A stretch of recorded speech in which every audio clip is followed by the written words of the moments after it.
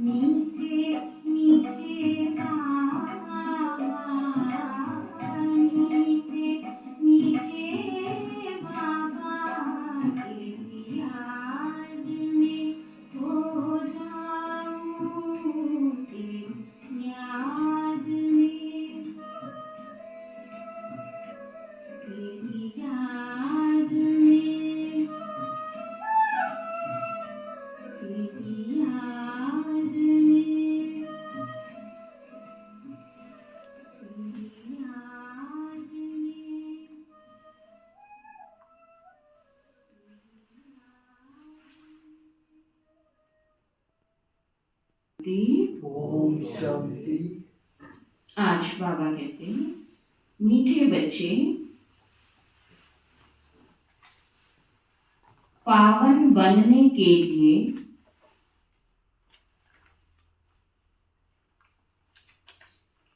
याद की यात्रा बहुत जरूरी है।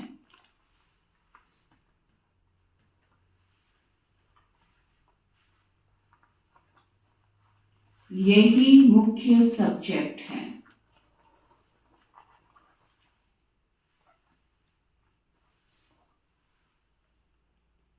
पावन बनने के लिए याद की यात्रा बहुत जरूरी है। एक होता है जरूरी, एक है बहुत जरूरी। तो बाबा कहते हैं यही मुख्य सब्जेक्ट है। इस योग बल से तुम सर्विस एबल, गुणवान बन सकते हो। योग ठीक होगा तो सेवा में भी मजा आएगा। जो गुण आप में नहीं है वो गुण भी बाबा भर देगा, केवल हमें अपने आप को ऑफर करना है। तो बाबा कहते तुम सर्विसेबल, गुणवान बन सकते हो। प्रश्न है, तुम बच्चे जो योग सीखते हो, यही सबसे निराला योग है। कैसे?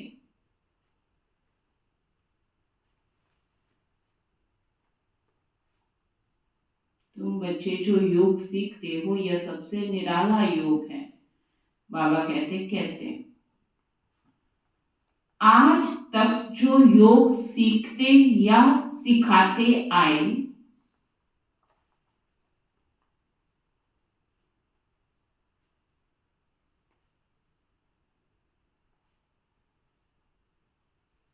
वह मनुष्यों के साथ योग जुटा।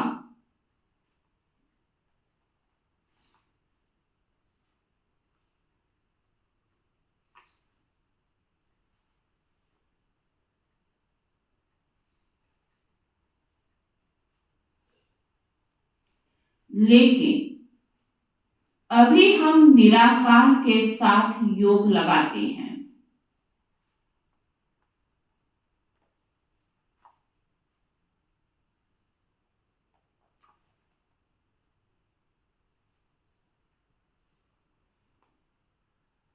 निराकार आत्मा निराकार बाप को याद करें, यह है सबसे निराला योग, सबसे निराली बात। निराकार आत्मा और निराकार बाप को याद करें, यह सबसे निराली बात है।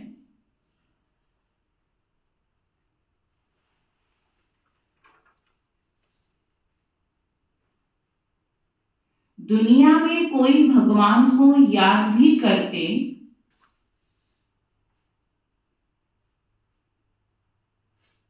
तो बिगर परिचय।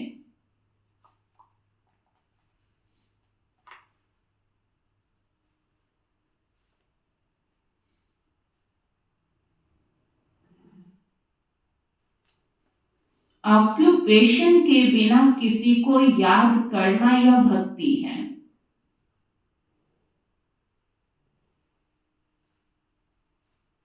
परिचय है नहीं और फिर भी हम उसको याद करते हैं, तो बाबा कहते हैं ये सब क्या है? भक्ति है। ज्ञानवान बच्चे परिचय सहित याद करते हैं।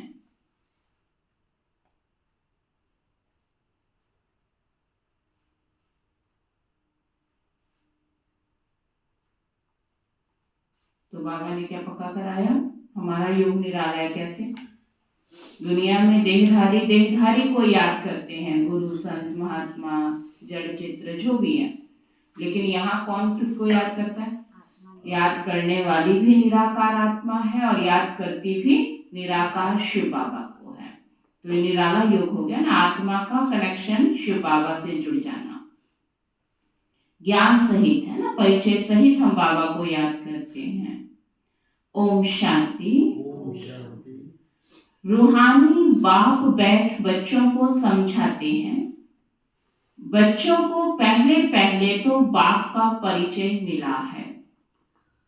छोटा बच्चा पैदा होता है तो उनको पहले पहले माँ बाप का परिचय मिलता है ना। कैसे उस बच्चे को अपने आप अपनी माँ की पहचान होती है, उसको परिचय क्या समझ आए, लेकिन उसकी पालना के अनुसार उसको अपने आप पता लग जाता है कि ये मेरी केयर कर रहा है तो ये मेरी माँ है।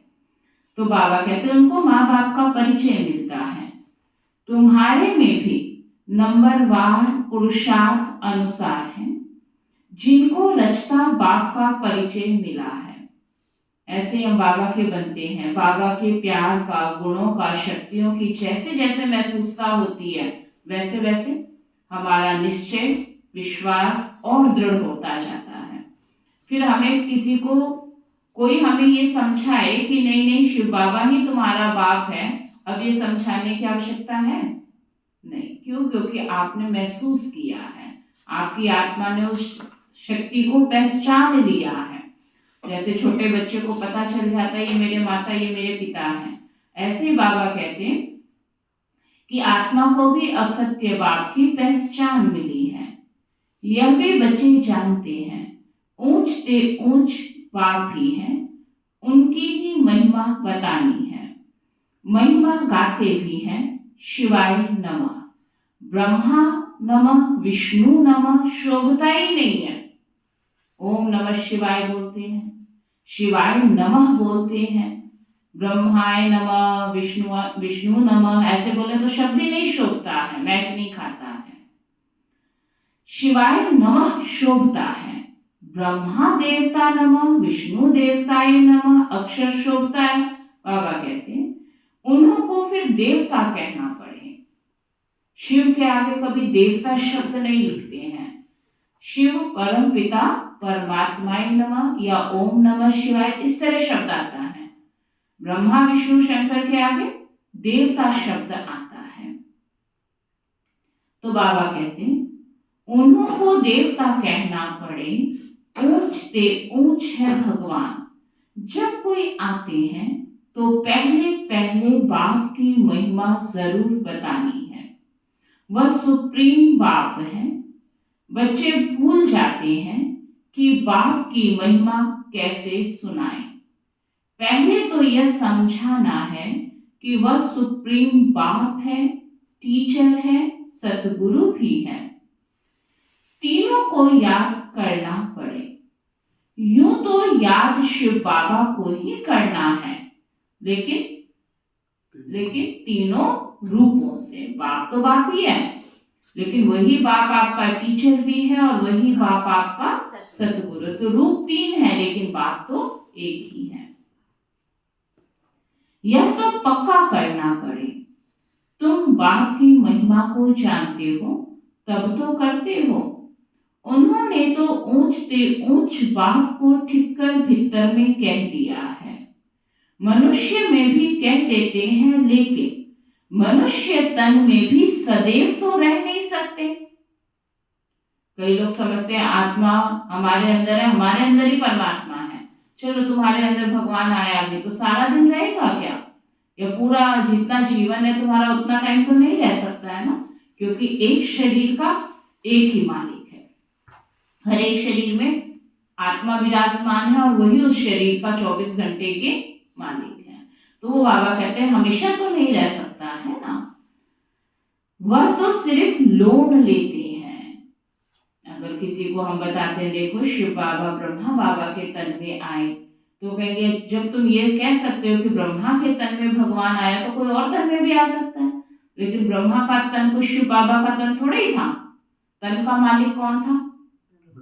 शिव बाबा तो नहीं था ना। ये तो बाबा कहते मैंने लोन लिया, उधारे पे लिया हुआ है। किस लिए? केवल अपने बच्चों के खातिर। नहीं तो शिव बाबा को धरती पर आने का और तन लेने का क्या आवश्यकता होती। लेकिन जैसे दुनिया में कहते हैं माँ बाप अपने बच्चों के खातिर कुछ भी कर सकता है, तो जब शिव बाबा ने देखा कि मेरे सभी बच्चे दुखी हो गए हैं तो बाबा से भी रहा नहीं गया। क्यों? क्योंकि वो कौन है? दुख हरता सुख करता। जब बिल्कुल ही खस्ता हालत हो गई बच्चों की, तो शिव बाबा ने कहा नहीं, अभी तो जाना ही पड़ेगा अपने बच्चों को सुखी बनाने के लिए। इसलिए फिर शिव बाबा आए तो पहचानेगा कौन? निराकार को कैसे पहचानते? वो हमें समझाता कैसे, हमें बताता कैसे? तो उसको ब्रह्मा तन आधार लेना पड़ा। ये सब क्लियर होना चाहिए बुद्धि में, नहीं तो हम सोचेंगे हाँ शिव बाबा है वो तो ठीक है, लेकिन आया कैसे? तब तो निश्चय हो ना कि भगवान धरती पर आ चुका है। वह खुद कहते हैं कि मैं इनके तन का आधार लेता हूं। तो पहली बात पक्की करनी है कि बात है सत्य। वही सत्य नारायण की कथा सुनाते हैं। नर से नारायण सत्य बाप ने बनाया है। सतयुग में इन लक्ष्मी नारायण का ही राज्य था। वह कैसे बने, किसने बनाया, कब कथा सुनाई, कब राजयोग सिखाया, यह सब तुम अभी समझते हो। और सब योग होते हैं मनुष्यों के साथ। ऐसा होता नहीं जो मनुष्य का योग निराकार के साथ हो, वह भी परिचय से। आजकल भर शिव से योग लगाते हैं, पूजा करते हैं, परंतु जानते उनको कोई भी नहीं। यह भी नहीं समझते कि प्रजापिता ब्रह्मा जरूर साकार दुनिया में होगा। मूंझे हुए हैं, क्या सत्य है क्या असत्य है, सब मूंझे हुए हैं। समझते हैं प्रजापिता ब्रह्मा तो पहले पहले सतयुग में होना चाहिए। क्या मन में डाउट आता है कि सृष्टि कोई आज से स्टार्ट हुई है? सृष्टि तो काफी समय से चल रही है, तो ये आज प्रजापिता ब्रह्मा कहां से आया? आ जाता है मन में क्वेश्चन कि सृष्टि तो आज शुरू नहीं हुई है ना, ये तो अनादि अविनाशी, तो ब्रह्मा कहां से आया? तो भगवान ने ब्रह्मा के द्वारा सृष्टि तो कब की रच डाली है, लेकिन उनको अर्थ नहीं पता है कि सृष्टि चक्र बिल्कुल गोल है। जहां से स्टार्ट करो वही उसका आदि है और वही उसका अंत हो जाता है। तो बाबा कहते हैं अर्थ नहीं समझते हैं, इसलिए मूंझ गए हैं। यह साकार है कर्म बंधन में, वह सूक्ष्म है कर्मातीत। कितनी अच्छी बाबा ने परिभाषा समझा दी कर्म बंधन और कर्मातीत की। जब ब्रह्मा साकार में था तो सभी ड्यूटीज को निभाना था ना, सभी सेवाओं को निभाना था, कर्म बंधन भी था, और उसको जब पूरा कंप्लीट कर दिया बाबा ने तो क्या बन गए? कर्मातीत फरिश्ता बन गए। तो वो हो गए अव्यक्त ब्रह्मा। यह ज्ञान कोई में भी नहीं है, ज्ञान देने वाला एक बाप ही है। वह जब आकर ज्ञान दे तब तुम दूसरों को सुनाओ। बाप का किसको परिचय देना बहुत सहज है, अलफ पर ही समझाना है। यह सभी आत्माओं का बेहद का पाप है। किसको परिचय देने में कोई तकलीफ नहीं है। क्या कहना चाहते हैं बाबा? कि बाबा का ज्ञान इतना सहज है कि किसी को भी अगर आप बाबा का परिचय दो तो उसमें कोई मुश्किल नहीं है। सहज बातें जो तुमने समझा है वो दूसरों को बता दो, तो इसमें कोई बाबा कहते तकलीफ नहीं है, बहुत सहज है। परंतु निश्चय प्रैक्टिस नहीं तो किसको समझा नहीं सकते। ज्ञान समझाना बहुत सहज है, लेकिन मुझे अभी खुद ही निश्चय नहीं है तो मेरे मुख से नहीं निकलेगा। किसी को ज्ञान नहीं देते तो आज बाबा ने क्या टाइटल दे दिया होगा? अगर आप किसी को बाबा का ज्ञान नहीं देते तो गोया अज्ञानी है, आप ही को समझ नहीं है। जिस बात पे आपको 100% विश्वास हो, क्या वो बात आप बिना बताए रह सकते हैं? लौकिक में भी देखिए, जिस चीज को आपने अजमा रखा हो, श्योरिटी है। एक छोटा सा हम कोई कंपनी की भी चीज लेते हैं ना और वो अच्छी निकल जाती है तो हम कहते हैं भाई तू यूज तो करके देख, हो सकता है आपकी अच्छी निकले दूसरे की ना निकले, लेकिन फिर भी आपने उसको अजमा रखा है तो क्या करते हैं? आपकी बोल में ही इतनी ताकत होती है जो दूसरा अपने आप ही कहते हैं कह रहा है तो सही होगा। क्या हमारे बोल में इतनी ताकत आई कि मैं जो बाबा का परिचय दूं वो सही ही है। क्यों? क्योंकि मैंने उसको अजमा लिया है। अभी तक तो ठंडा ठार ज्ञान सुना रहे हैं, तो कैसे निश्चय बैठे? आपको निश्चय है कि हो ही नहीं सकता, तुम आओ तो सही। अगर बाबा ने मेरे जीवन के दुख दर्द को हर लिया है, तुम्हारे ना हरे, ऐसा हो ही नहीं सकता, तो क्या होगा? आप उतने निश्चय के साथ उसको बाबा का परिचय देंगे। अगर खुद के ही नहीं खत्म हुआ है, तो खुद के ही कर्म बंधन नहीं टूटे हैं, तो खुद ही विजय प्राप्त नहीं कर सके हैं, तो खुद ही डामाडोल हो रहे हैं, तो खुद ही अभी थोड़ा थोड़ा बाबा के बनने के बाद भी ढीले हैं, तो हमारे मुख से पावरफुल शब्द नहीं निकलेंगे। फिर आपसे कोई पूछेगा वहां जाने से जीवन परिवर्तन होता है? हाँ, जाके देख लो, होता तो है। तो शब्द में क्या हो गया? ढीलापन। फिर उसको भी डाउट होगा कि शायद इसको कंफर्म नहीं है कि होगा कि नहीं होगा। वहां जाने से हमने सुना है कि बहुत अच्छा ज्ञान है। हाँ हाँ, आप जाके देख लो, ज्ञान तो वैसे बहुत अच्छा है, तो आपके शब्दों में ही। लेकिन अगर कोई चीज का 100% आपको निश्चय है, तो आपके शब्द कैसे? हाँ भाई, तूने सही बात सुनी है। वहां जाने से तो कोई ऐसा है ही नहीं जिसका जीवन ना पावन बने, क्योंकि मैंने इसको अजमा दिया है।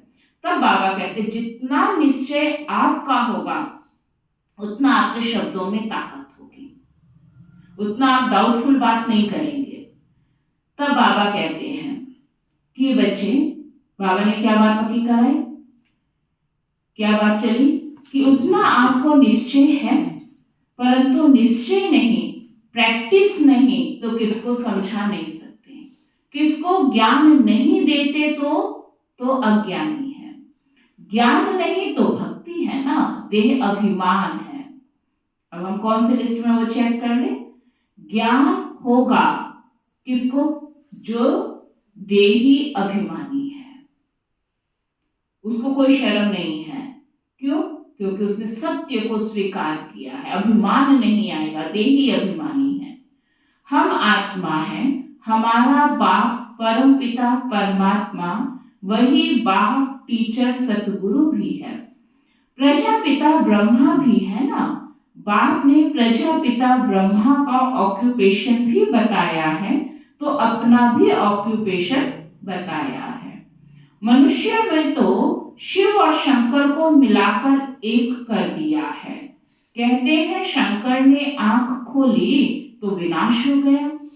अब विनाश तो बॉम्ब्स से, नेचुरल क्लैमिटीज से होता है, हो ही रहा है ना विनाश, तो चारों तरफ देखो कितना हाहाकार है। तो क्या शंकर जी ने आंख खोल दी? अगर नहीं खोली है तो विनाश क्यों हो रहा है, और खोल दी है तो हम क्यों बचे हुए हैं? एक तरफी होगी ना बात। तो बाबा कहते हैं शंकर की बात नहीं है, ये नेचुरल क्लैमिटीज है, बॉम्ब्स है, इतने साइंस के साधन तैयार हुए हैं, ये अपने आप ही सृष्टि के विनाश के लिए सहयोगी साथी हैं। शिव शंकर महादेव कह देते हैं, यह चित्र कोई यथार्थ नहीं है। भक्ति में तो कुछ भी बना सकते हैं, कुछ भी नाम लिख देते हैं, तो बाबा कहते कोई सत्य चित्र थोड़ी है। शिव शंकर महादेव कह देते हैं यह चित्र कोई यथार्थ नहीं है, यह सब भक्ति मार्ग के चित्र हैं, वहां ऐसी कोई बात नहीं। प्रजापिता ब्रह्मा भी देहधारी है, कितने ढेर बच्चे हैं, तो यह सब चित्र पूजा के लिए ही है। बाप ने समझाया है यह व्यक्त वह अव्यक्त, जब अव्यक्त बने हैं तो फरिश्ता हो जाते हैं। ब्रह्मा यही है। पहले जब शिव बाबा ने इनके तन में प्रवेश किया, उस दिन से कर्तव्यवाचक नाम क्या पड़ा? ब्रह्मा। उससे पहले इनको ब्रह्मा का पता था ब्रह्मा कौन है? ये तो जैसे हम ब्रह्मा को दुनिया का रचयिता मानते हैं, ऐसे ये भी मानते थे, वो तो लेखराज जी थे। लेकिन कर्तव्यवाचक नाम शिव बाबा ने तुम्हें क्या रखा? ब्रह्मा।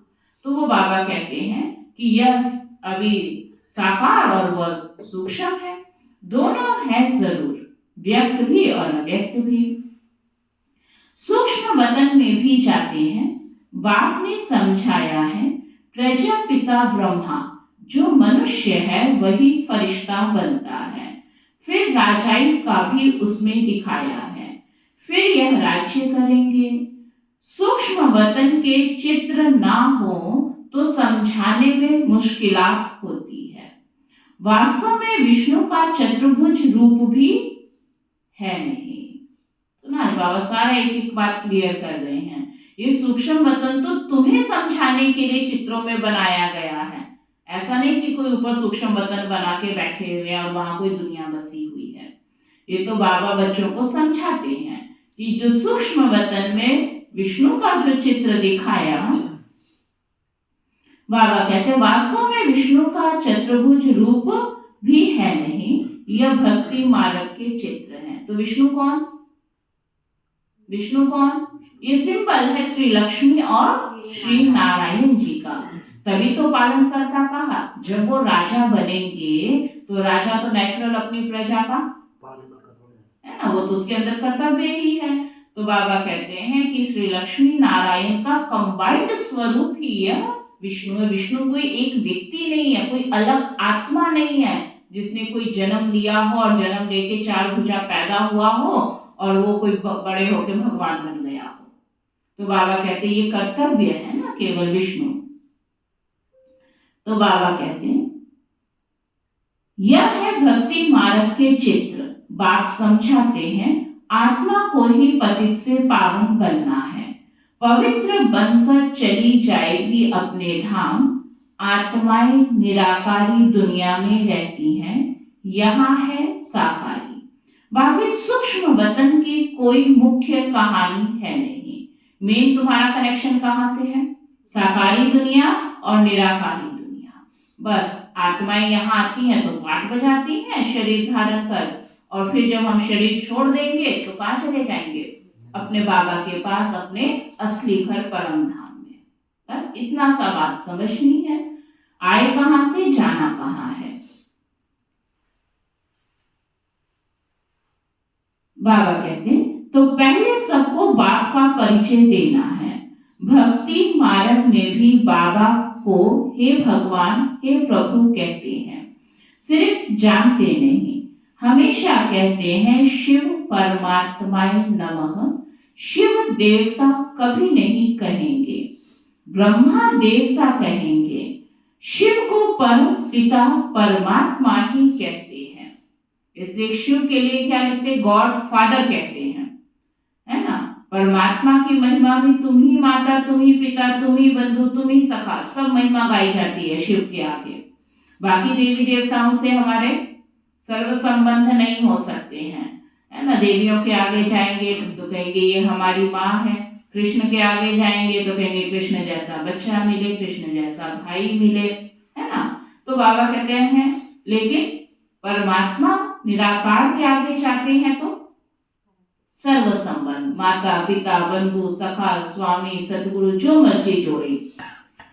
तो बाबा कहते हैं हमेशा कहते हैं शिव परमात्माय नमः। शिव देवता कभी नहीं कहेंगे, ब्रह्मा देवता कहेंगे। शिव को परम पिता परमात्मा ही कहते हैं। शिव देवता कभी नहीं कहेंगे, शिव परमात्मा ही कहेंगे। उनको फिर सर्वव्यापी थोड़े ही कहा जाता है। पतितों को पावन बनाने का कर्तव्य करना है तो क्या भीतर ठिक्कर में जाकर करेंगे?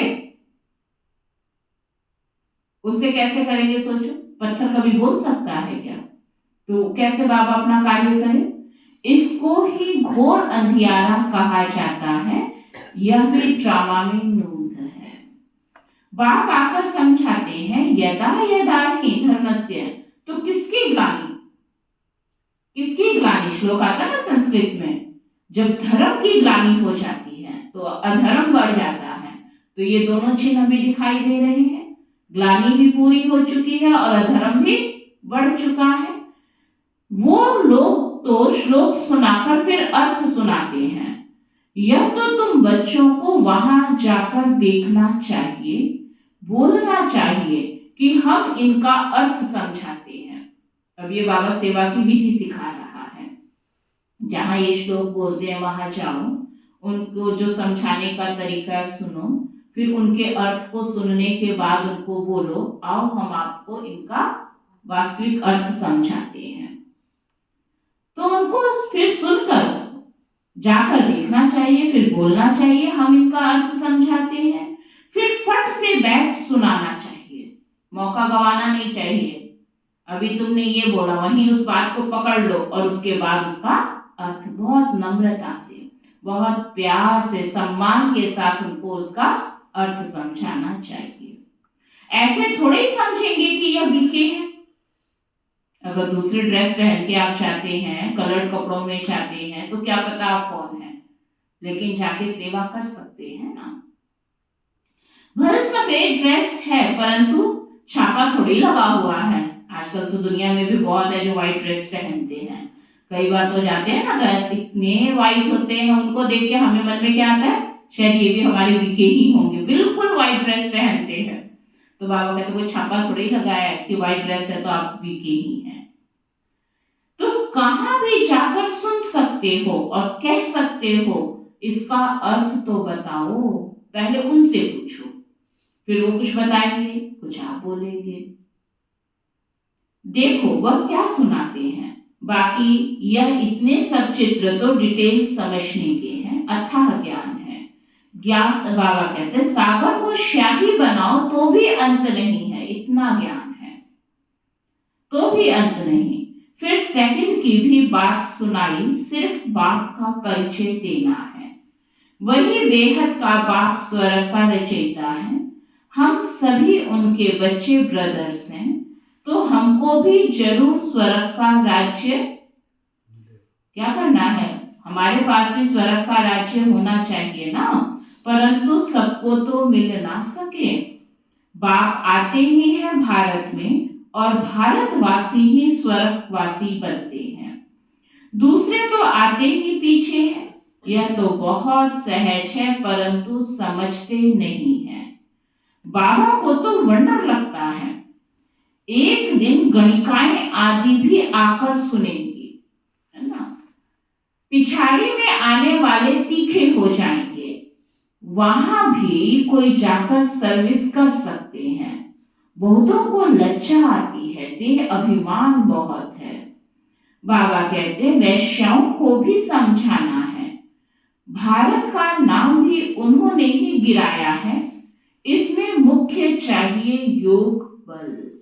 अंदर एक जुनून हो कि सबका कल्याण करना है, चाहे कोई किसी भी कैटेगरी का है, लेकिन हमें बाबा की सेवा सब तक जाके पहुंचानी है, करनी है। लेकिन कब होगा ये, जब योग बल होगा। बाबा साथ में योग बल क्यों कहते हैं, क्योंकि सेवा के फील्ड में बहुत पेपर आते हैं, और जितने पेपर हैं और उतना ही अगर आपका योग होगा तो मदद का अनुभव भी कहाँ हम करते हैं। मदद कहाँ मिलती है, सेवा की फील्ड में ही मिलती है। जो कुछ कर ही नहीं रहा है, हाथ पे हाथ रख के बैठा है, उसको मदद का क्या पता, उसको कौन मदद करेगा। कुछ कार्य करेंगे तो बाबा आपकी मदद करेगा ना, अनुभव कराएगा ना, तभी तो आपको खुशी होगी ना। जब हम कुछ करेंगे ही नहीं तो बाबा की मदद का अनुभव कैसे करोगे। तब बाबा कहते इसलिए योग बल चाहिए। बिल्कुल ही पतित है, पावन होने के लिए याद की यात्रा चाहिए। अभी वह याद का बल कुछ कम है। किसमें ज्ञान है तो फिर याद कम है। डिफिकल्ट सब्जेक्ट है, इनमें जब पास हो तब गणिकाओं का उद्धार कर सके। अच्छी अच्छी अनुभवी माताएं जाकर समझाएं। कन्याओं को तो अनुभव नहीं है, माताएं समझा सकती हैं। बाप कहते हैं पवित्र बनो तो विश्व के मालिक बन जाएंगे, दुनिया ही शिवालय बन जाएगी। सतयुग को शिवालय कहा जाता है, वहां अथाह सुख है। उन्हों को भी ऐसे समझाओ कि बाप कहते हैं अब प्रतिज्ञा करो पवित्र बनने की। ऐसे पतितों को पावन बनाने की तलवार बहुत तीखी चाहिए। लक्ष्य है ना सबको पावन बनाना है, इसमें शायद अभी देरी है। समझाने में भी नंबरवार है, सेंटर पर रहते हैं। बाबा जानते हैं सब एक रस नहीं है। सर्विस पर जो जाते हैं उनमें रात दिन का फर्क है। तो पहले जब किसको समझाओ तो बाप का ही परिचय दो, बाप की ही महिमा करो। इतने गुण सिवाय बाप के और किसके भी हो नहीं सकते। वही गुणवान बनाते हैं। भारत ही सतयुग, बाप भारत को ही सतयुग अर्थात स्वर्ग बनाते हैं। अभी कौन सा युग है? अभी संगम युग, जबकि तुम पुरुषोत्तम बन रहे हो। तुम आत्माओं को बैठ समझाएंगे, यह तो समझाते हो आत्मा का ही शरीर है। कहां तक कोई समझते हैं यह शक्ल से मालूम पड़ता है। जब आप किसी को समझाते हैं ना तो उसकी चेहरे से ही पता चलता है आपकी बात अंदर जा रही है या नहीं, मालूम पड़ जाता है। कोई मूडी होते हैं तो सारी शक्ल ही बदल जाती है। आप बोल रहे हैं लेकिन उसको ऐसा लग रहा है कि बस कब खत्म हो। बाबा कहते हैं मूडी होते हैं, शक्ल ही बदल जाती है।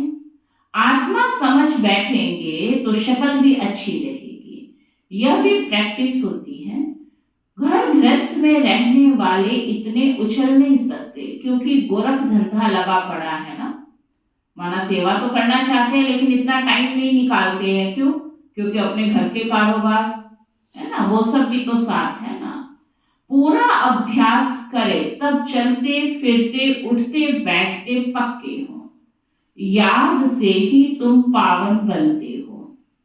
आत्मा जितना योग में रहती उतना पावन बनती है। सतयुग में तुम सतो प्रधान थे तो बहुत खुश थे।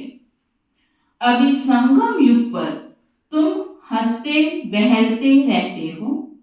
बेहद का बाप मिला तो बाकी क्या चाहिए।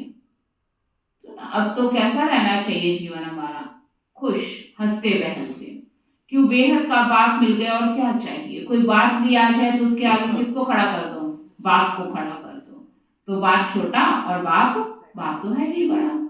तो और क्या चाहिए? बाप पर तो कुर्बान होना है। साहूकार कोई मुश्किल निकलते हैं, गरीबों को ही मिलता है। ड्रामा ही ऐसा बना हुआ है। धीरे धीरे वृद्धि को पाते रहेंगे। कोटों में कोई विजय माला का दाना बनते हैं। बाकी प्रजा तो बननी ही है नंबरवार। साथी सहयोगी बहुत बनेंगे बाबा के बच्चे। थोड़ा बहुत पे निश्चय हो जाता है ना बाबा पे किसी को, वो भी सहयोगी बन जाता है, चाहे वो ज्ञान योग करे या ना करे। तो बाबा कहते यहाँ तुम क्या बनने आए हो? प्रजा या राजा? कहलाते तुम राजयोगी, प्रजा योगी थोड़ी बनने आए हो। तो मेहनत किस में है? प्रजा बनाने में नहीं, क्या बनाने में? राजा। अनुभव सुनाया था ना कि किस प्रकार है ना, रशिया का दीदी ने आपको कितना अच्छा अनुभव सुनाया था कि संकल्प किया मुझे एक भी स्टूडेंट प्रजा नहीं चाहिए, मैंने ऐसे स्टूडेंट तैयार करने हैं जो कौन हो? राजा। सारे ही राजा बनने चाहिए, एक भी प्रजा नहीं। तो राजा बनाने के लिए कितना पुरुषार्थ कराया। ज्ञान भी करते हैं, योग भी करते हैं, धारणा भी करते हैं, सेवा भी करते हैं। और एक सेवा नहीं, ऑलराउंडर सेवा। वही ज्ञान योग भी करेंगे, वही सेवा भी करेंगे, वही सेंटर भी संभालेंगे, वही हार्डवर्क भी करेंगे, सारे काम। क्यों? क्योंकि संकल्प क्या है? राजा ऐसे थोड़ी बन जाएंगे हाथ पे हाथ रख के और बस मुरली सुन के। तो राजा माना ऑलराउंडर। तो हम सब कौन है? राजा बनने में मेहनत है, प्रजा बनाने में तो कोई मेहनत ही नहीं है।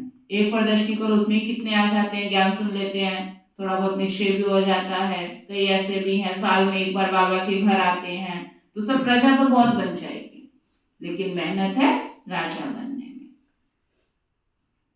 बाबा कहते हैं यह पूरी राजधानी स्थापन हो रही है, बाकी सब अपने अपने सेक्शन में चले जाएंगे। कहां पर?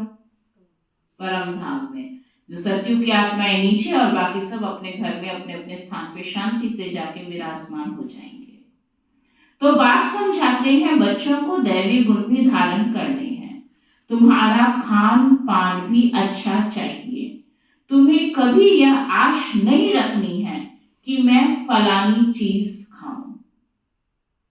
ये तो मन में आ जाता है ना कभी, चाहे सीजन के, मौसम के या किसी भी हिसाब से, फलानी चीज खाऊं, जो मिले सो ठीक है। आश नहीं होनी चाहिए ये चीज खाऊं। यह आशाएं यहां होती है। बाबा के बड़े बड़े वानप्रस्थियों के आश्रम देखे हुए हैं, बड़ी शांति से रहते हैं।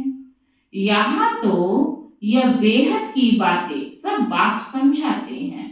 वैश्याएं गणिकाएं भी ऐसी ऐसी आएंगी जो तुमसे भी तीखी हो जाएंगी, बड़े फर्स्ट क्लास गीत गाएंगी जो सुनते ही खुशी का पारा चढ़ जाएगा। जब ऐसे गिरे हुए को तुम समझाकर श्रेष्ठ बनाओ, तब तुम्हारा नाम भी बहुत ऊंचा होगा। कहेंगे यह तो वैश्याओं को भी इतना ऊंच बनाती हैं। खुद ही कहेंगे हम शूद्र थे, अब हम ब्राह्मण बन गए हैं। हम सो अब देवता फिर क्षत्रिय बनेंगे। बाबा हर एक को समझ सकते हैं कि यह कुछ उन्नति को पाएगा व नहीं। बाबा समझाते तो कितना है, फिर बाबा बच्चों की चाल चलन को देख के समझते हुए कुछ पाएगा उन्नति को कि नहीं। पिछाड़ी में आने वाले उनसे आगे बढ़ जाएंगे। आगे चलकर तुम सब देखेंगे, अब भी देख रहे हो। ऐसे बच्चे सर्विस में कितने उछलते हैं, कितना उनको सेवा का शौक है, कितने उछलते हैं। अच्छा, मीठे मीठे सिकी लधे बच्चों प्रति माता पिता बाप दादा का याद प्यार और गुड मॉर्निंग। रूहानी बाप की रूहानी बच्चों को नमस्ते। हम सब रूहानी बच्चों की रूहानी बाप दादा को सिखवा प्रेम से नमस्ते नमस्ते नमस्ते जी। धारणा के लिए सार है, पतितों को पावन बनाने की सेवा करो।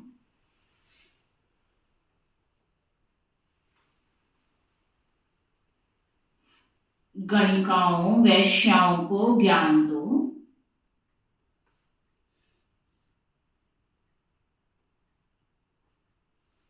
गिरे हुए को उठाओ।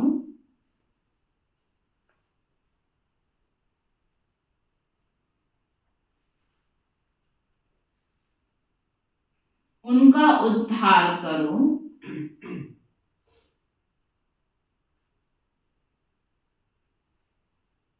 तब नाम वाला हो।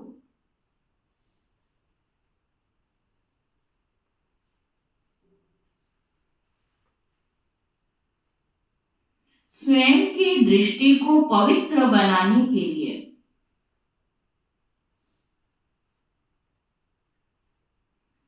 चलते फिरते अभ्यास करो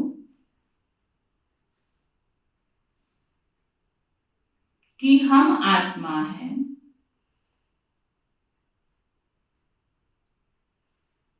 आत्मा से बात करते हैं।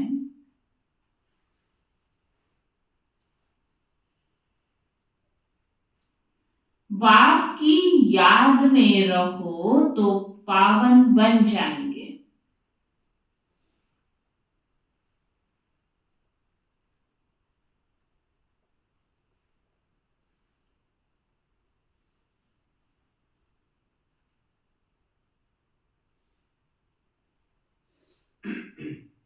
वरदान है,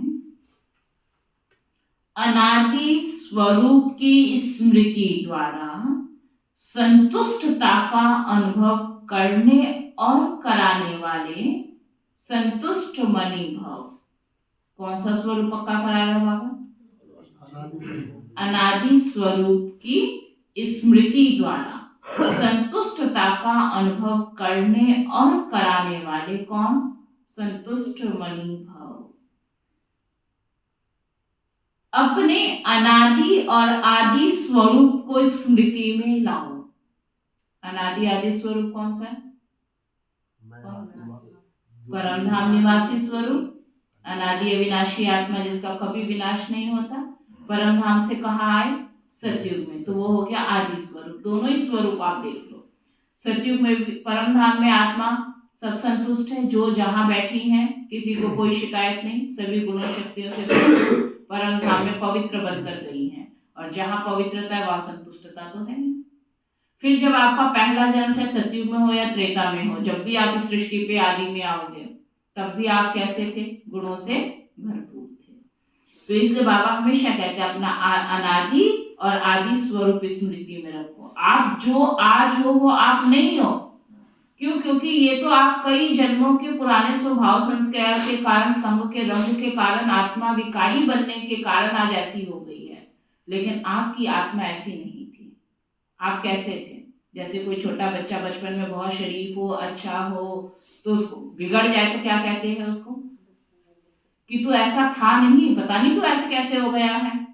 एक व्यक्ति को भी बोल देते हैं, अगर उसके जीवन में कुछ गलत काम करने लग जाए, चेंजेस आ जाए, तो क्या बोलते हैं? तू ऐसे कैसे हो सकता है? आप तो बहुत अच्छे थे, आपके अंदर तो ये गुण थे, आप तो सब पे दया करते थे, आप तो बहुत सच बोलते थे, कभी झूठ नहीं बोलते थे, आप तो भले का काम करते थे, आपको क्या हो गया? बोलते ना क्या हो गया, माना डाउट हो रहा है कि आप ऐसे कैसे हो सकते हैं। तो बाबा भी कहते हैं आप ऐसे कैसे हो सकते हैं? आप तो गुणों से संपन्न आत्मा थे। अनादि में अपना स्वरूप देख लो, बाबा ने बता दिया। आदि में भी आप कितनी अच्छी आत्मा थे, गुणों शक्तियों से भरपूर थे। तो वो बाबा स्मृति दिलाते हैं, अपने अनादि और आदि स्वरूप को स्मृति में लाओ और उसी स्मृति स्वरूप में स्थित हो जाओ। जितना ज्यादा आप उन स्थितियों के बारे में सोचेंगे ना, सोचते सोचते ही वो गुण आपके अंदर फिर से आने लग जाएंगे। क्यों? क्योंकि वो आत्मा में ही कैसेट रिकॉर्ड है, वो कहीं डिलीट नहीं हुआ है, आप ही के अंदर रिकॉर्डिंग है वो। तो जितना आप उसको बार बार बार बार अभ्यास में लाएंगे, चिंतन में लाएंगे ना, वो फिर से जागृत हो जाएंगे। तो बाबा कहते स्थित हो जाओ, तो स्वयं भी स्वयं से संतुष्ट रहेंगे। मुझे कोई शिकायत नहीं अपने आप से, मैं जो हूं जैसी हूं बाबा ठीक है। अपने आप से भी संतुष्ट और औरों को भी संतुष्टता की विशेषता का अनुभव करा सकेंगे। असंतुष्टता का कारण होता है अप्राप्ति। आपका स्लोगन है, क्या स्लोगन है रमन भाई? बाबा के बच्चे बने हो, बाबा ने नया स्लोगन दे दिया, कौन सा? पाना था वो पा लिया। तो जब पा लिया तो अब क्यों असंतुष्टि? कोई है हमें असंतुष्टि? नहीं। पाना था सो पा लिया, अब कुछ भी पाने की इच्छा ना हो। बाप का बनना अर्थात वर्षे का अधिकारी बनना। सब कुछ तो बाबा से आपने ले लिया है। ऐसी अधिकारी आत्माएं सदा भरपूर संतुष्ट मणि होंगी। स्लोगन है, बाप समान बनने के लिए समझना, चाहना और करना, इन तीनों की समानता हो। हम सब ऐसे भी जनवरी मास मना रहे हैं, तो बाप समान बनना है तो क्या तीन बातें पक्की करें? समझना, बाबा ने बहुत बातें हमें समझाई। उसके बाद चाहना, हम चाहते भी हैं, लेकिन साथ में जो चाहते हैं वो करें भी। केवल समझ लिया, चाहते हैं लेकिन कर नहीं रहे हैं, तो कैसे होगा? तो तीनों की समानता हो। अव्यक्त फरिश्ता बनने के लिए अव्यक्त इशारा, वरदान रूप से सेवा करने के लिए पहले स्वयं में शुद्ध संकल्प धारण करो। सारा दिन शुद्ध संकल्पों के सागर में लहराते रहो और जिस समय चाहे शुद्ध संकल्पों के सागर के तले में जाकर साइलेंस स्वरूप हो जाओ। आपकी यह डीप साइलेंस स्थिति वायुमंडल का परिवर्तन कर देगी। जहां इतना शुभ और श्रेष्ठ संकल्प होगा तो अशुद्ध वायुमंडल भी क्या बन जाएगा? शुद्ध हो जाएगा। तो वायुमंडल का परिवर्तन कर देगी और आप स्वयं को डबल लाइट फरिश्ता अनुभव करेंगे। ओम शांति।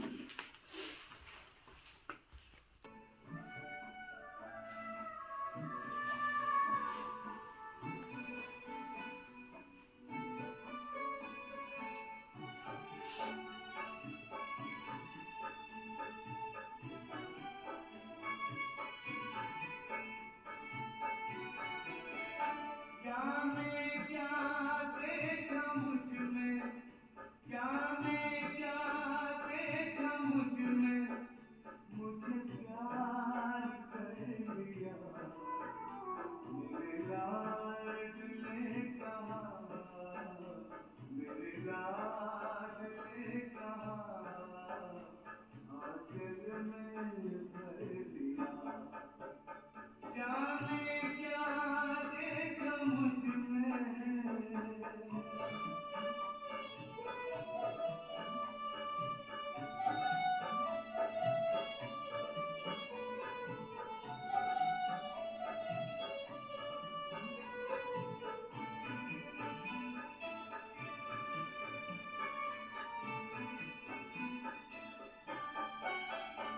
तेरा प्यार सोच करके आँखों में आंसू आए, मोती इन्हें बना कर दिल में लिया समाए। नैनों से जादू करके, नैनों से जादू करके गम सा